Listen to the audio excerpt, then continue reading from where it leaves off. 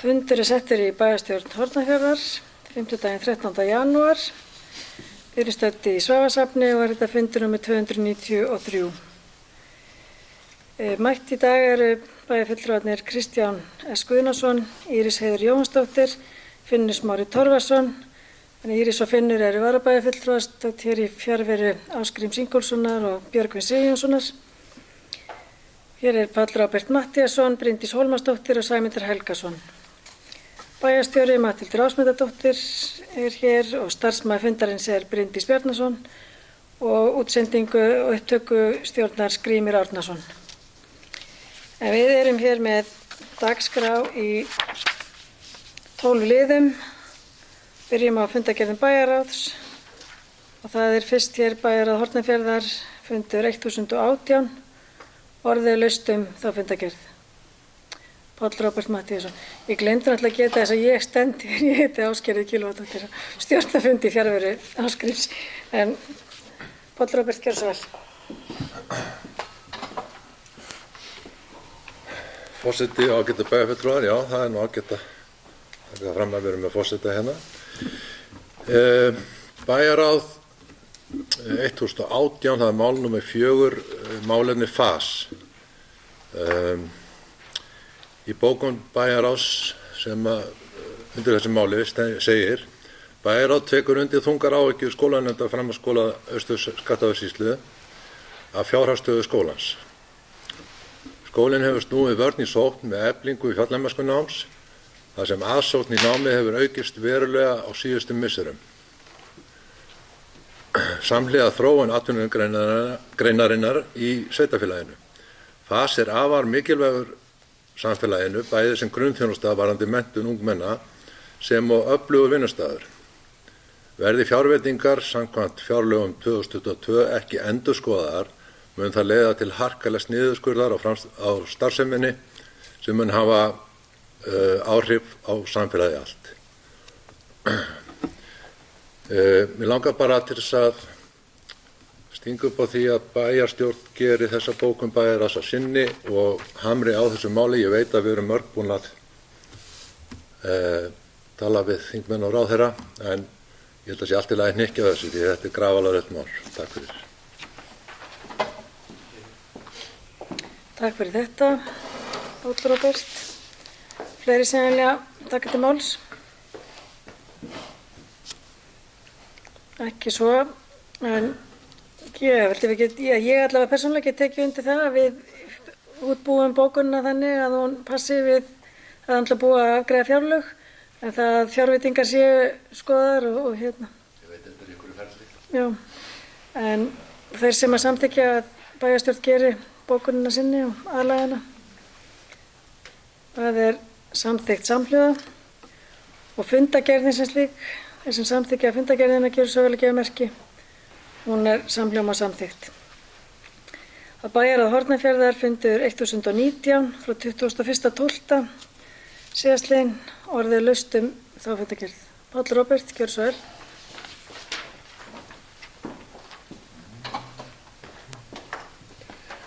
Forseti ágæta bæjarfulltrúar.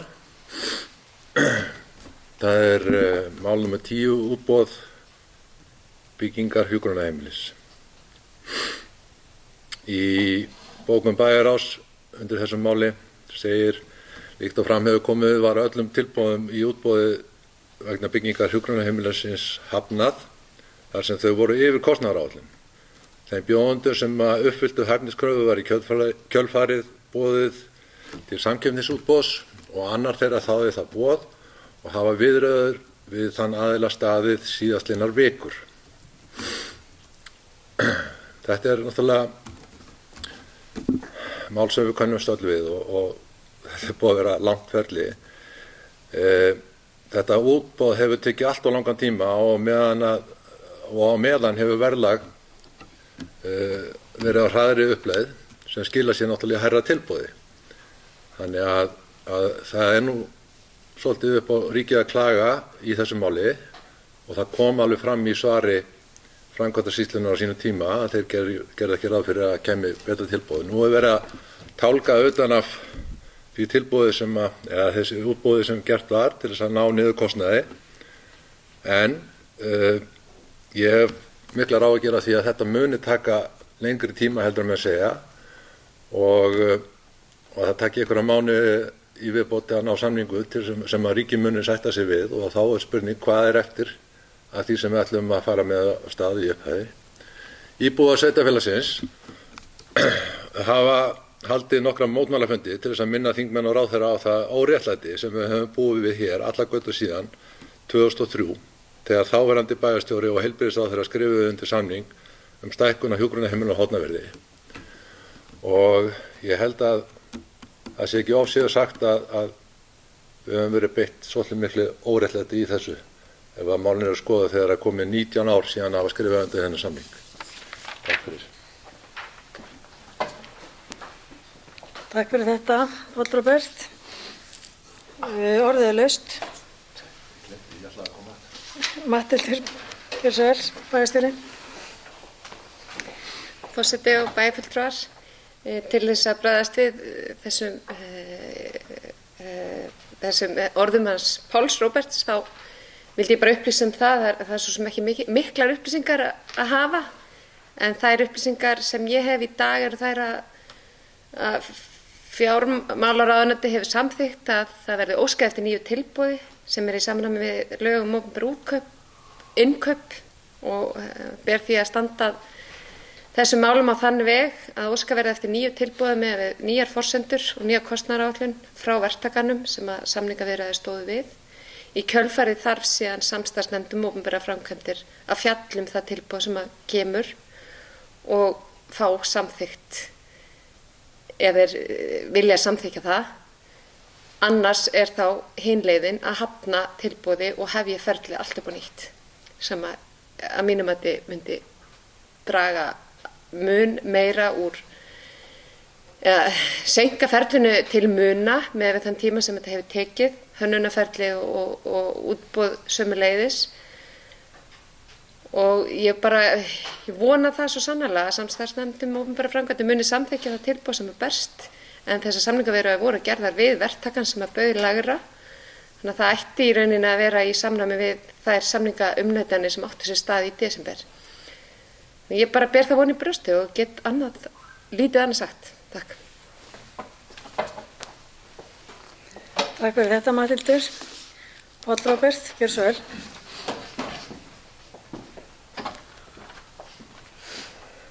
Já, forseti og ágætu bæjarfulltrúar.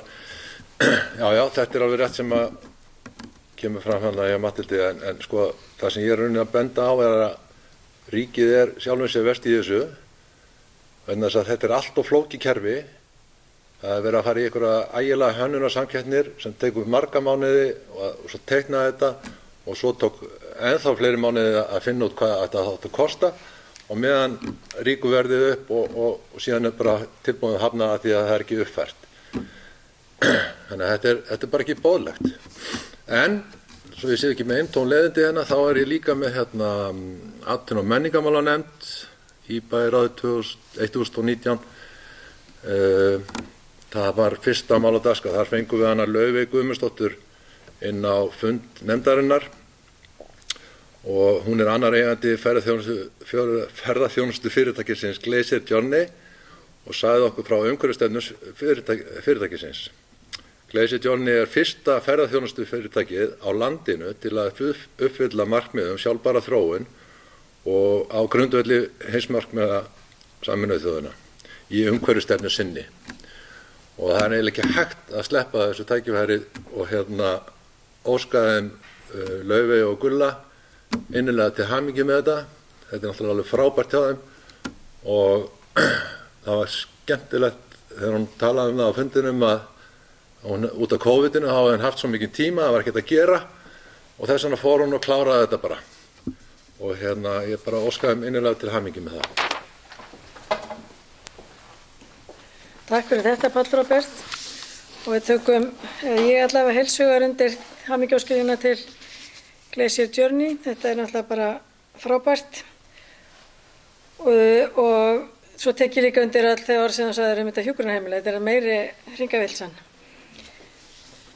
Fleiri sem vilja tjá sig undir fundargerð bæjarráðs Hornafjarðar númer 1019. Íris Heiður, gjörðu svo vel.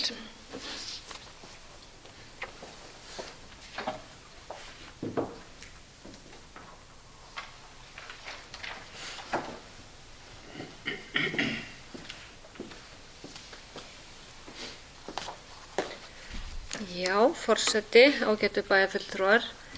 Mig langar aðeins að ræða mál leikskólans, það sem fundargerð fræðslu og tómstundanefndar undir máli sem tengist biðlista á leikskólan Sjónarhól. Það eru rúm 3 ár síðan að nýtt og endurbætt húsnæði Sjónarhóls var tekið í notkun. Í fyrra fór að bera á plássleysi og biðlistar að myndast. Óvænt staða, verð ég að segja, svo stuttu eftir miklar en þar var breytingar. Við urðum að hafa hraðar hendur og bregðast við og var opnun leikskóladeildar fyrir yngstu börnin í Selinu skammtímalaust sem talin var ákjósanlegust. Í Selinu eru nú 8 börn og verða 10 eða 11 í mars.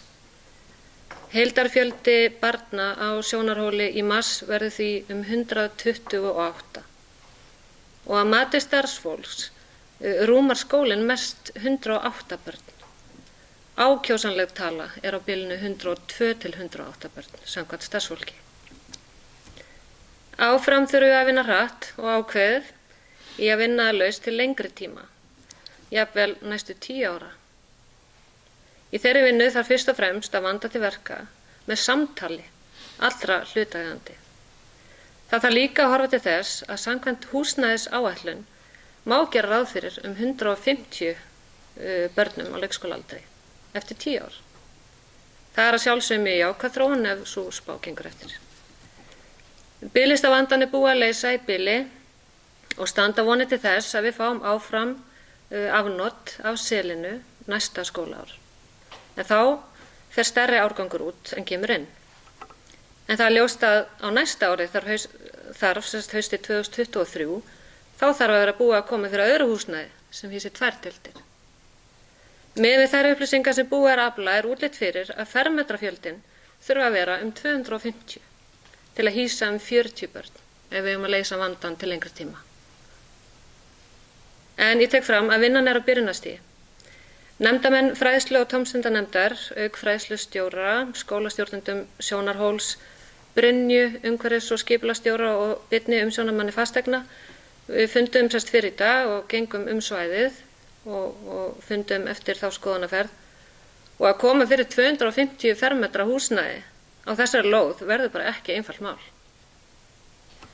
En hugmyndavinnan er hafin og er málið nú komið í hendur Brynju og Björns sem að hafa samband við arkitekt og skólastjórnendur skoða vel innra starfið svo hægt sé að sjá hvernig nýtt húsnæði nýti starfinu sem best. Ég vil nýta tækifærið og þakka stjórnendum og öllu starfsfólki Sjónarhóls fyrir þolinmæðina, dugnaðinn og sveigjanleikann sem þau hafa sýnt í stöðunni sem nú er komin. Staðan er ekki ákjósanleg en að hafa jákvætt og lausnamiðað fólk með sér í þessari vinnu er gríðarlega mikilvægt. Takk. Takk fyrir þetta, Íris. Og orðið er laust bæjarráð Hornafjarðar 2019.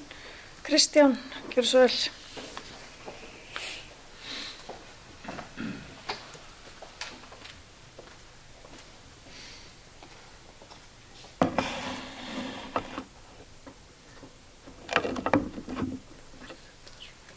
Forseti fundar minn. Mig langar að tala þarna 4. mál á dagskrá. Það er þetta eitthvað. Nei, þetta er ekki til fyrir þessu. Það er húsnæðismál Vatnajökulsþjóðgarðs óskum samstarf. Þjóðgarður hefur fyrir löngu síðan sprengt utan af sér starfsemi vegna fjölgunar starfsmanna undanfarin misseri. Starfsstöðin og Höfn er tvískipt, annars vegar í gömlubúð og hins vegar í Nýheimum sem gerir starfseminni erfiðari fyrir. Í stjórnarsáttmála ríkisstjórnar áfram að stækka Vatnajökulsþjóðgarð enn frekar sem mun þá fylgja fjölgun starfsmanna. Áhugi fyrir samstarfi við sveitarfélagið að uppbygging af starfsstöð og lagt til að gerð verði viljayfirlýsing milli aðila þar sem lagt verður í frekari greining á þörfum og framtíðarsýn ásamt því að skoðaðir verði möguleikar á að koma upp jöklasýningu í húsnæðinu. Bæjarráð felur bæjarstjóra að vinna slíka viljayfirlýsingu í samstarfi við þjóðgarðinn. Mér finnst þetta mjög gott skref, þarft skref og ég vona að við getum hafið þessa vinnu fljótlega og að hún þurfi ekki að taka allt of langan tíma. Því að þó að segjum svo og einnig var þarna rætt að það kæmu að fjárfestar og ég held að það væri líka mjög gott mál sem myndi hugsanlega koma að byggingu á húsnæði. Það er ekki búið að finna þessu stað eða neitt slíkt en orð eru til alls fyrst og eins og ég segi, ég bara vona að þessi vinna fari fljótlega á stað og sjáum hvert hún leiður okkur. Jöklasýning og við þurfum bara að setja það út í samfélagið að við ætlum að byggja hér upp volduga og metnaðarfulla jöklasýningu.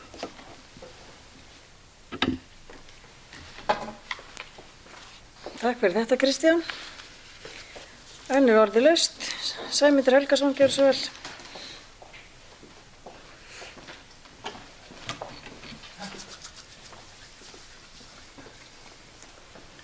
Forseti og góðir fundamenn. Ég ætlaði svo sem ekkert að tala undir þessari fundagerð en finn svona knúin til skyldunar aðeins af því að bæjarfulltrúi Íris Heiður talaði hér leikskólamálin og ég minn langar svona í þeirri orðræðu að benda á frétt sem var hér og mér leyfi forseta að vitna í frétt sem var hérna á rúv.is þar sem að formaður félags leikskólakennara Haraldur Freyr Gíslason talar og segir að leikskólakerfi hafi vaxið hratt og það sé ríkur þáttur í að ekki hafi tekist að fjölga kennurum og hlutfallslega þáttur í fjölgun á leikskólakennanámi. Hann að vísa að leggja svolítið út frá því að það vanti fagmennsku í á leikskólastigið. Það er nefnilega alveg eins og Íris Heiður benti á að þá erum við náttúrulega, það eru 3 ár síðan að við fluttum í Sjónarhól með starfsemina sameinaða undir einu þaki. Síðan þá hafa náttúrulega gerst orðið breytingar. Núna erum við, vorum þá eiginlega með tvöfalt kerfi með dagmæður annars vegar og svo leikskóla líka. Núna erum við komin með í raun og veru leikskólastigið frá 12 mánuði eða frá fæðingarorlofi og alveg að skóla og við þurfum að átta okkur á því hvernig og það væntanlega verður umræðan það ég allan að geri væntingar til þess að það verði umræðan þetta hvernig leikskólakerfi við viljum sjá sem sveitarfélagi rekur í aðdraganda kosninga. Ég hef talað fyrir því eins og þið eflaust vitið þá hef ég talað fyrir því að leikskólinn verði skólaskyldur og hvort sem við gerum það í skrefum eða tökum það skref og við gangum alla leið að gera leikskólann skólaskyldan og þá eru allar þessar all þessi umræða sem þá komin í gang hvernig við munum þá sinna þeirri þjónustu, hún er bara spennandi og verður gaman að fylgja henni eftir og ég vona svo sannarlega að við okkur nái að takast að manna vel leikskólastigið með góðum fagmönnum því það er mikilvægasta skólastigið af mínum mati. Ég kannski tek ekki kannski væri það aðferðin eins og Haraldur bendir á að hækka laun leikskólakennara upp í 3 milljónir eins og ég vitni í fréttina og þá verði offramboð á leikskólakennurum eftir 5 ár en hann sá það ekki alveg gerast en það var allan að tillaga frá honum en þetta er mjög spennandi og ég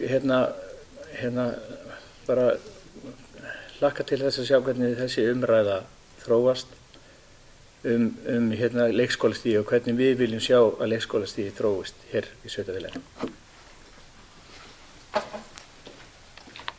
Takk fyrir þetta, Sæmundur. Og enn er orðið laust. Fundargerð bæjarráðs 2019. Fleiri sem vilja taka til máls. Svo er ekki, það ber ég fundargerðina upp undir atkvæði fundarins. Þeir sem samþykkja gjöra svo að gefa merki. Og hún er samhljóma samþykkt. Þá er það bæjarráð Hornafjarðar fundur 2020 frá 11. janúar síðastliðnum. Orðið laust þá fundargerð. Enginn sem kveður sér hljóðs. Þeir sem samþykkja fundargerðina gjöra svo að gefa merki. Hún er samhljóma samþykkt. 4. liður á dagskrá er fundargerð bæjarstjórnar Hornafjarðar frá síðasta fundi í desember, nr. 292. Hún er lögð hér fram til kynningar, eitthvað sem vil tjá sig hana. Nei. Þá fyrir við almenn mál. Og fyrst þar á dagskrá er liðurinn íbúakosning aðal- og deiliskipulag innbæ. Bæjarstjóri hefur verið í sambandi við aðila vegna þessarar íbúakosningar og leggur samgöngu- og sveitarstjórnarráðuneyti til að við sækjum aftur samþykki fyrir framkvæmdinni á kosningu, rafræna kosningu, og hér er bókun sem ég legg hér fram að leggja til að bæjarstjórn samþykki að framkvæmd verði rafræn íbúakosning samþykkt aðal- og deiliskipulag. Samþykkt aðal- og deiliskipulag, já. Framkvæmd íbúakönnunar verði rafræn, hún verði ráðgefandi og kosningaaldri verði miðað við 16 ár. Bæjarráð lagði til að kosningin færi fram vikuna 5. til 11. mars næstkomandi og það er tillagan sem hér liggur fyrir. Og orðið laust þessa tillögu.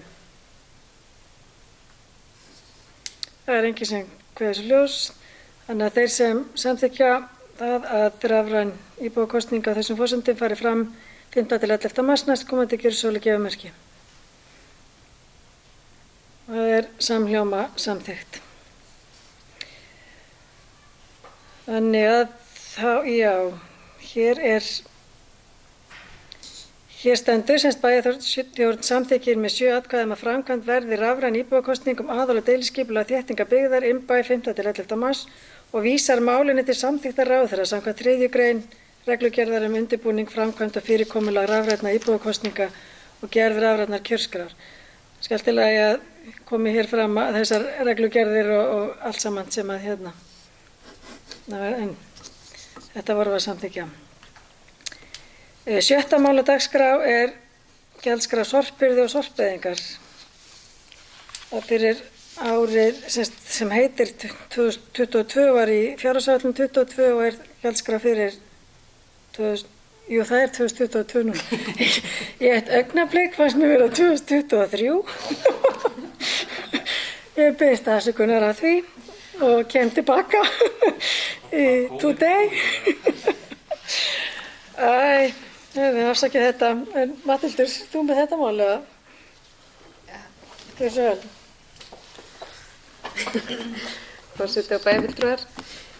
Í rauninni er hér áður samþykkt gjaldskrá að ræða sem var samþykkt á bæjarstjórnarfundinum 10. desember síðastliðinn. Það þurfti að gera hérna efnislega breytingu á gjaldskráni en í 2. grein undir grunngjald óski greiðendur eftir fleiri sorpílátum greiðist viðbótargjald. Í þeirri setningu fellur út græn tunna eða ker og í staðinn verður svo liður græn tunna þar sem eingöngu er hægt að fá auka græna tunna en ekki ker. Kerin eru mun stærri heldur en tunnan. Og það er breytingi sem er lögð til í þessari gjaldskrá. Það er ekki verið að leggja til neinar kostnaðarbreytingar. Takk fyrir þetta, Mathildur. Orðið er laust þessa smávægilegu breytingu að ekki er í boði ker. Páll Róbert, gjörðu svo vel.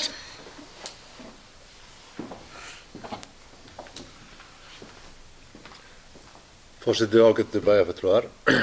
Ég ætlaði nú svo sem ekki að koma upp undir þessu máli nema ég hjó eftir því að það er hægt að fá auka tunnur með gjaldi og þá velti ég fyrir mér að þeir sem að þurfa ekki að nota alla 3 tunnurnar eru kannski duglegir að gera moltu heima á sér eða eru kannski með hænur eða eitthvað svoleiðis og það bara fellur ekki til jarðgerðar og þeir skila tunnunni.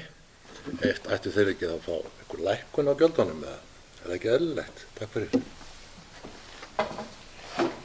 Takk fyrir þetta, Páll Róbert.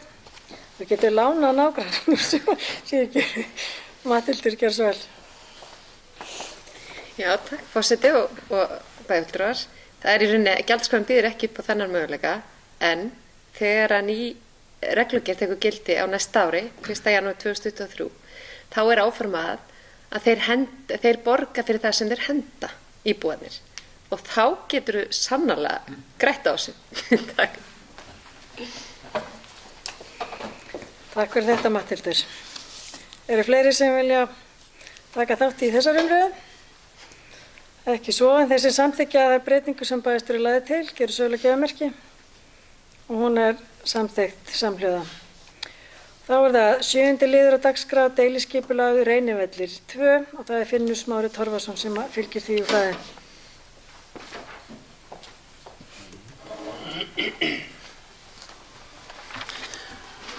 Ágætu bæjarfulltrúar, skipulagið var endurauglýst frá 15. júní til 29. júlí síðastliðinn.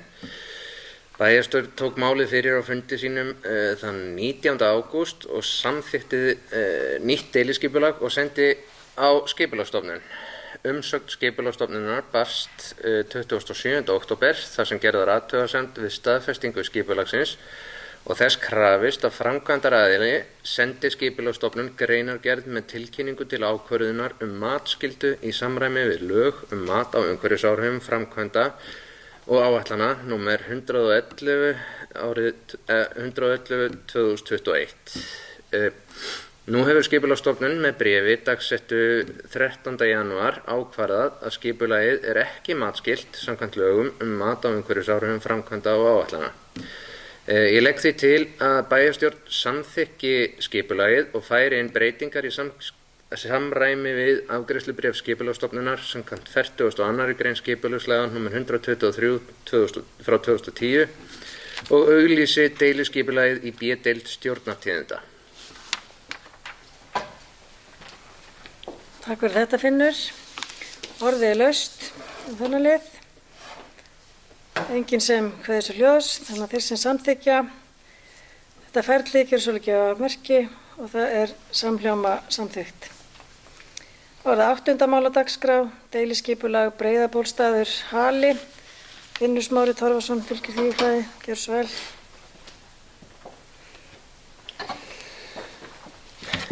Ágætu bæjarfulltrúar, markmið með deiliskipulaginu er að móta ramma byggð á Breiðabólstaðatorfu og staðsetja grunninnviði. Skilgreindar eru byggingarheimildir til að þróa byggðina áfram og efla starfsemi á svæðinu í samræmi við stefnumörkun í aðalskipulagi sveitarfélagsins Hornafjarðar. Gert er ráð fyrir frekari uppbyggingu íbúðarhúsnæðis fyrir fasta íbúa og starfsfólk sem býr í skemmri tíma á staðnum. Ennfremur gistirými í viðbyggingum við gistihús sem þegar standa og nýjum smáhýsum. Heimilið er endurnýjun eldri húsa og bygging nýrra til notkunar í landbúnaði og til að þróa ferðaþjónustu á staðnum. Kynningarfundur var haldinn 12. janúar 2022. Ég legg til að bæjarstjórn samþykki tillöguna að deiliskipulagi og vísi henni í lögformlegt ferli samkvæmt 40. og 41. grein skipulagslaga. Takk fyrir þetta, Finnur. Orðið er laust þetta deiliskipulag. Enginn kveður sér hljóðs, þannig að þeir sem samþykkja framlagt skipulag og þetta ferli gerðu svolítið gjafamerki og það er samþykkt með 7 atkvæðum. 9. mál á dagskrá er deiliskipulag Hálsasker Svínafell 2 en í ljósi viðbótargagna sem barust í vikunni frá Veðurstofu Íslands þá frestum við því máli. 10. mál á dagskrá er umsókn byggingarheimild, Volasel, endurbygging fjárhús að hluta. Guðfinna Benediktsdóttir óskar eftir byggingarheimild fyrir endurbyggingu fjárhús á Volaseli. Húsið fauk í óveðri síðasta vetur. Framkvæmdir hafa þegar farið fram og hefur fjárhúsið verið lengt 1 metr til austurs. Ekki er til gildandi deiliskipulag fyrir svæðið, en ég legg til að framkvæmdir verði heimilaðar samkvæmt 1. málsgrein 44. greinar skipulagslaga og að fallið verði frá grenndarkynningu samkvæmt 3. málsgrein 44. greinar skipulagslaga, en það varðar breytingin ekki hagsmuni annarra en umsækjenda. Orðið er laust þennan lið. Enginn sem kveður sér hljóðs. Þeir sem samþykkja gera svo að gefa merki. Það er samþykkt samhljóða. 11. liður er umsókn lóð, Vesturbraut 6. Það liggur fyrir umsókn frá Mikael EHF lóð á Vesturbraut 6. Ekkert deiliskipulag í gildi fyrir svæðið. Bæjarráð mælti með lóðarúthlutuninni og ég legg til að bæjarstjórn samþykki lóðarúthlutunina, en orðið er laust þetta mál. Enginn sem kveður sér hljóðs. Þeir sem samþykkja gera svo að gefa merki. Það er samhljóma samþykkt. Þá er það 12. og síðasti liður á fundinum í dag. Það er skýrsla bæjarstjóra. Mathildur Ásmundardóttir, bæjarstjóri, gjörðu svo vel. Forseti og bæjarfulltrúar. Ég ætla að renna yfir skýrslu fyrir síðastliðinn mánuð. Ég ætla að byrja á að ræða farsæld barna, innleiðingu á nýjum lögum, en undirbúningur er nú formlega hafinn á innleiðingu nýrra laga farsæld barna, en undir lok árs var tekin ákvörðun að fá ráðgjafa til liðs við sveitarfélagið í greiningavinnu og einnig til að leiða vinnuna áfram fyrstu skrefin. Og samið hefur verið við RR ráðgjöf sem hefur unnið meðal annars með Reykjanesbæ í innleiðingavinnu samskonar. En löng hefð hefur verið fyrir víðtæku samráði í málefnum er snerta skóla, velferð og heilbrigði hér í sveitarfélaginu og ekki síst vegna þeirra sérstöðu sveitarfélagsins þegar rekstur heilbrigðis og velferðarþjónustu var á ábyrgð þess. Sú samvinna sem skapaðist á þeim tíma hefur haldist, en með tilkomu lagana er þörf á að skerpa á skilgreiningum og verklagi í samræmi við lögin. Nú er búið að skipa verkefnahóp sem haldi utan þessa vinnu í samstarfi við ráðgjafana og samhliða þessari innleiðingu fylgir uppstökkun á fyrirkomulagi kringum barnavernd. En það er í skoðun hvernig það verður leyst, en ljóst er að leita þarf til annarra sveitarfélaga með samstarf barnavernd vegna þeirra ákvæða samsetningu fagmenntaðra starfsmanna og kröfur starfsreynslu sem koma fram í lögunum. Innleiðing heimsmarkmiðanna. Sveitarfélagið tekur þátt í samstarfi sveitarfélaga á innleiðingu heimsmarkmiða Sameinuðu þjóðanna og haldnir voru 5 fundir í nóvember og desember sem ég tók þátt í, en þátttöku sveitarfélaganna var skipt í 2 hópa og tilheyrir Hornafjörður þeim sem eru komin nokkuð vel áleiðis í innleiðingunni. Kópavogur er það sveitarfélag sem er lengst komið í þessu ferli og er leiðandi í vinnunni. Og heimsmarkmið 17 gengur út á samvinnu heimsmarkmiðin og eru sveitarfélagin meira en vilju til að deila upplýsingum, verkefnum og hugmyndum. Hagstofa vinnur nú að því í samstarfi við forsætisráðuneytið að leggja fram mælikvarða sem nýtast sveitarfélögunum og er von á niðurstöðu þeirrar vinnu fljótlega. Á síðasta fundi samráðshópsins fyrir jól fengum við kynningu á starfsemi Votlendissjóðs, Landgræðslunni, Umhverfisstofnun og fleirum þar sem bent er á leiðir til að draga úr losun og bindingu kolefnis sem á kortlagningu losunar. Hjá sveitarfélaginu er nú verið að kortleggja losun þannig að við getum haft ákveðin viðmiðunarpunkt vegna aðgerða. Upphafspunktur endurskoðunar og stjórnsýslu skoðun. Nú þegar við erum búin að samþykkja fjárhagsáætlun þá hefst vinna við endurskoðun á ársreikningum sveitarfélagsins. En við Óli sátum hefðbundin upphafsfund með endurskoðendum í desember og vinna er hafin við gerð ársreiknings og endurskoðun. Ég satt einnig árlegan fund með fulltrúa KPMG þar sem stjórnsýsluhættir sveitarfélagsins eru endurskoðaðir. Það var ánægjulegt að geta leyst úr athugasemd sem hefur verið gerð síðustu 10 ár sem varðar gjaldskrá fráveitu og vatnsveitu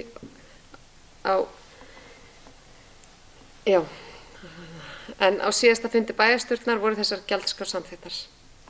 Markmið með stjórnsýsluskoðuninni er að tryggja að farið sé að lögum við afgreiðslu mála, en sveitarfélagið stendur sig vel hvað það varðar og athugasemdir eru smávægilegar. Almannavarnanefnd Almannavarnadeild ríkislögreglustjóra var með sameiginlegan fund með öllum viðbragðsaðilum í sveitarfélaginu og samtals mættu 30 manns á fundinn. Efni fundarins var að kynna starfsemi deildarinnar, segja frá helstu verkefnum og áætlunum. Starfsemin hefur verið að eflast undanfarin ár og betra skipulag á verkefni sem tengjast almannavörnum. Einnig hafa almannavarnir spilað lykilhlutverk í sóttvarnaaðgerðum vegna COVID-faraldursins og einnig í tengslum við eldgosi á Reykjanesi á síðasta ári. Dýpkun Hornafjarðarhafnar. Dýpkun hafnarinnar var flýtt vegna loðnuvertíðar en samkvæmt áætlun átti að dýpka næsta sumar. Of grunnt var orðið við loðnubryggjuna og því mikilvægt að bregðast skjótt við þeim aðstæðum. Vegagerðin hefur yfir umsjón með dýpkun innan hafna og var ákveðið að semja við Dýpkunarfélagið Trölla EHF framkvæmdina. En í undirbúningi var að bjóða út verkið til næstu ára. En vegna tímapressu var nauðsynlegt að leysa dýpkunarmál strax í nóvember. Trölli hefur nú lokið við framkvæmdina en þau luku við verkið í byrjun desember og gekk það vel. Jólavikan síðustu vikuna fyrir jól gerði ég með ferð í Suðursveit og Öræfin ásamt Brynju sviðsstjóra umhverfis- og skipulagsins. Við skoðum framkvæmdir í Hrollustöðum, hittum ábúendur á Halatorfunni og hittum landeigendur í Hofi vegna lóðanna í Borgartúni og Önnu Maríu í Freysnesi. Ferðin var gagnleg og veðrið eins og best á Kósi. Vikan fyrir jól nýttist síðan til í frágangi ýmissa mála, jólakortaskrif, dreifingu jólakortastofnanir og síðan tók ég með frí yfir hátíðarnar. Takk fyrir. Takk fyrir þetta, Mathildur. Þá dagskrá tæmd og við gerum hlé á fundi til að fara yfir fundagerð.